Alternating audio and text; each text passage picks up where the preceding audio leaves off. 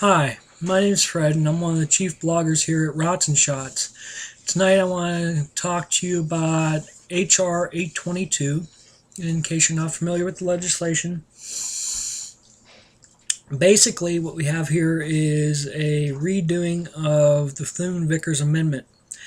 And if you're not familiar with the Thune-Vickers Amendment, what it is that Thune-Vickers said that if you had a conceal and carry license in Pennsylvania, it'd be good in all 50 states.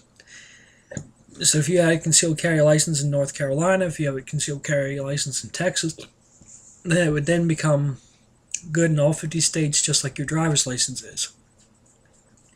Just like you can now drive in any state, and your ability to drive does not end at the state line, neither would your right to carry end at the state line. What would happen is you'd have a recognized license to carry once you obtained it from one state in all 50. Now, that's the rather simplified version of it, but that's what this new HR 822 is. And what we need to do is have all you folks out there contact your federal representatives, urge them strongly to sign on as co-sponsors of HR 822. If you want to see a more full copied version of HR 822, go to NRA-ILA.org and you'll be able to see a more detailed copy of HR 822.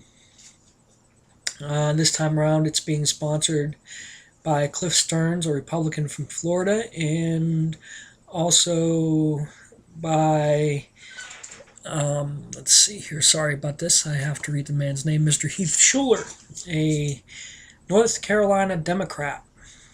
So you also might want to call these gentlemen, thank them for introducing HR 822, tell them that you support HR 822 and that you're going to go ahead and urge your local, or your federal representative to sign on as co-sponsor of HR 822.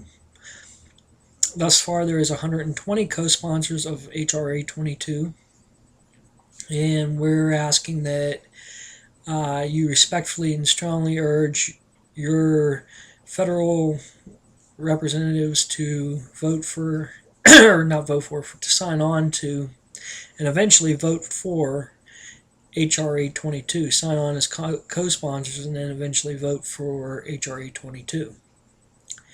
Like I said, it's important because currently we're on a system where, while I can carry in Pennsylvania and I can carry in about 29 other states, some states I can't carry in, so I'm forced into unarmed helplessness, or if not that, I'm forced to carry in them illegally. And there is no uniform standard for reciprocity agreements. They're decided between the states right at the moment. So whereas Pennsylvania has reciprocity with 29 other states, that's 29 different contracts of reciprocity, which means the Pennsylvania conceal and carry permits welcome in 29 other states, but under varied conditions.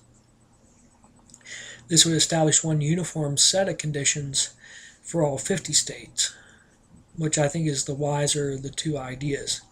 So that whereas I may be allowed to carry in a restaurant here in Pennsylvania, or I may be allowed to have it in a parking lot in Pennsylvania, or inside a particular establishment in Pennsylvania, in North Carolina, I may not be allowed to have it in a restaurant. They may not have restaurant carry. I may not be allowed to have it in certain stores.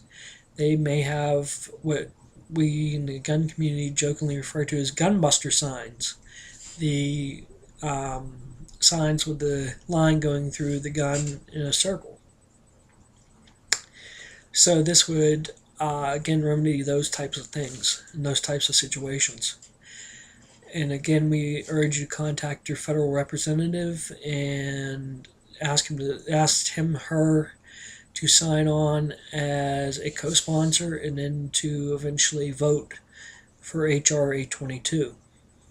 And that's all I pretty much am going to talk about tonight, other than if you live in the state of Pennsylvania, you still need to contact your local state representatives about castle doctrine, and your state senators about castle doctrine. On the House side, it was House Bill 40, HB 40, and that's gone to the Senate. So you might want to go ahead and contact your local senators, your state senators, about castle doctrine.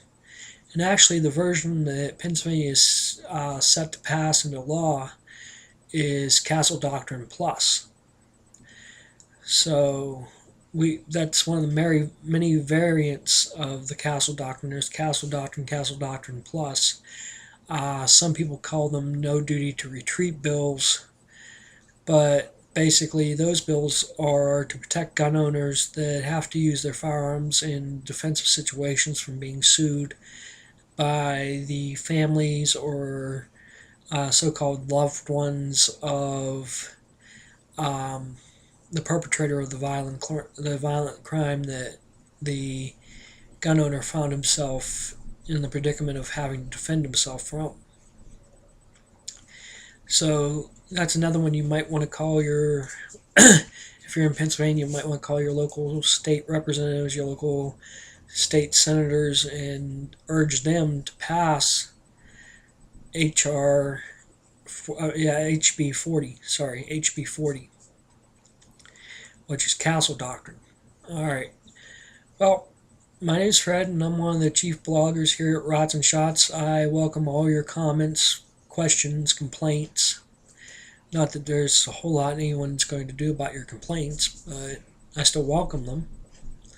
And I invite all you to have a really great day, and until next time, again, my name is Fred, and I'm one of the bloggers here at Rots and Shots. Have a great night.